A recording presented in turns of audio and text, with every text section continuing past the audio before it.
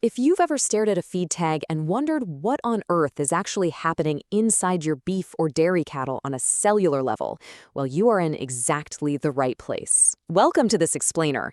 Today, we're going to totally demystify vitamin biochemistry and turn it into a practical, farmer-friendly guide to boosting your herd's health and ultimately your profitability. Here is our incredibly quick roadmap for today. We'll start with the basics of vitamins, then look at fat versus water-soluble, dive into the rumen advantage, explore vitamin and mineral teamwork, and wrap up with toxicity and safe dosing. All right, Section 1, the basics of vitamins, understanding the missing puzzle pieces. So let's actually rewind a bit to the early days of livestock feeding and look at a massive misconception that scientists had to overcome.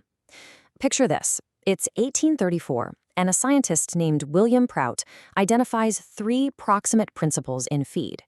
Today, we know these as carbohydrates, fats, and proteins. Now, for a good while, everyone thought, great, that's the whole shebang. That's all a living body needs. But when researchers fed highly purified diets of just pure protein, pure fat, and pure carbs to lab animals, something totally perplexing happened. Even with all those major macronutrients, the animals got severely ill. They were clearly missing some invisible, highly essential dietary pieces. And that brings us to what a vitamin actually is. It's a complex organic compound found in natural feedstuffs in truly minute amounts, tiny. Yet, if an animal lacks even a fraction of those tiny amounts, it leads to severe, debilitating diseases like scurvy or pellagra. The real defining characteristic here: the animal's body either cannot synthesize the compound at all, or it just can't make quite enough to survive. And because each vitamin is basically a specialist performing a highly unique function, you absolutely cannot just swap one out for another. Moving right along to Section 2, fat versus water-soluble, the great divide in nutrition. Now, unlike proteins or carbs, vitamins aren't actually chemically related to one another, so we divide them strictly by how they dissolve. It's basically 2 massive camps, fat-soluble and water-soluble. Think of fat-soluble vitamins, which contain only carbon, hydrogen, and oxygen, like a savings account. The animal locks them away and stores them in its fat tissues. On the flip side, water-soluble B vitamins, which contain nitrogen and sulfur, are more like a daily checking account. Because large amounts of water pass through the cow's body every single day, these just get flushed right out. They are absolutely use-it-or-lose-it daily essentials. Let's look a little closer at that fat-soluble savings account, vitamins A, D, E, and K. Now, these actually start out in plant tissues as provitamins, and then the animal's body converts them. And man, they each perform a highly specific, totally irreplaceable function. Vitamin A, that's your go-to for vision, epithelium integrity, and bone formation. Vitamin D is basically the master switch for absorbing minerals like calcium and phosphorus.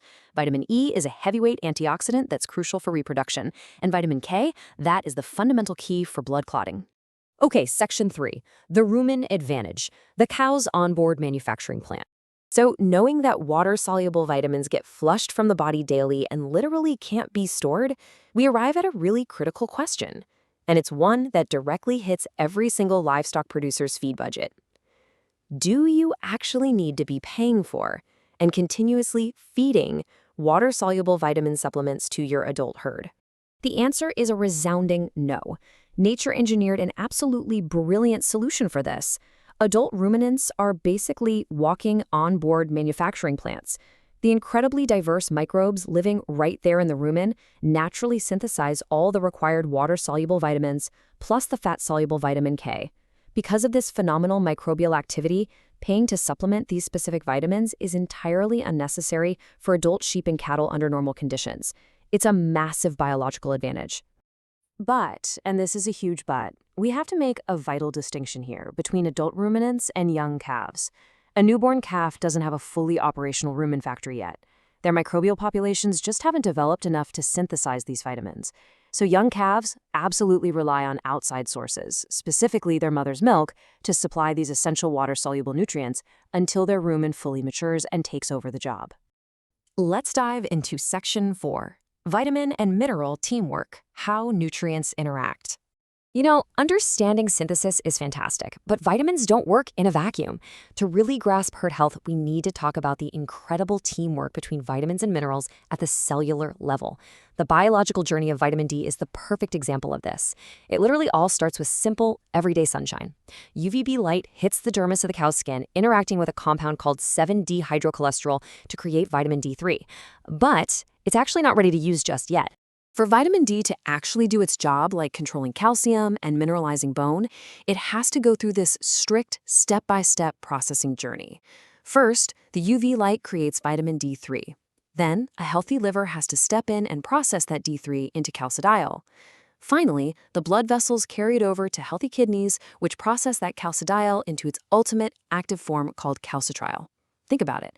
If the liver or kidneys are compromised by disease or toxins, this entire biological pathway just shuts down, no matter how much sunshine that cow gets. And this is what that ultimate teamwork actually looks like in your herd's diet. We just saw how vitamin D is processed so it can unlock calcium and phosphorus for bone strength. But check out the others. Vitamin A is absolutely essential for managing iron to prevent anemia. And vitamin K, which those handy rumen microbes are synthesizing, specifically relies on calcium to activate zymogens in the liver so blood can properly clot. It's like a giant puzzle. You cannot balance a feed ration by looking at minerals and vitamins in isolation. They completely depend on one another. Which brings us to our final topic, Section 5, toxicity and safe dosing, when more is not better. We really need to address a critical management issue here and bust the incredibly dangerous myth that when it comes to supplements, more is always better. To understand toxicity, you have to look at how a cow's body actually gets rid of excess nutrients. Water-soluble vitamins are easily flushed out in large amounts of water through the urine. That makes them relatively non-toxic. If the cow gets a bit too much, she just pees it out. Fat-soluble vitamins, however, take a much slower exit route, primarily passing through the feces via bile.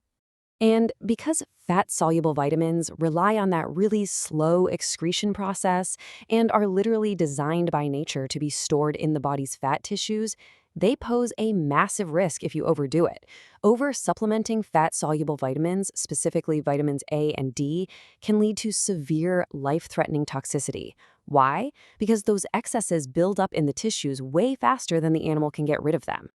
Ultimately, it all comes down to respecting that biological balance. Just because a nutrient is absolutely essential for life doesn't mean it can't be completely lethal in excess. So I'm going to leave you with this final thought to chew on for your own operation.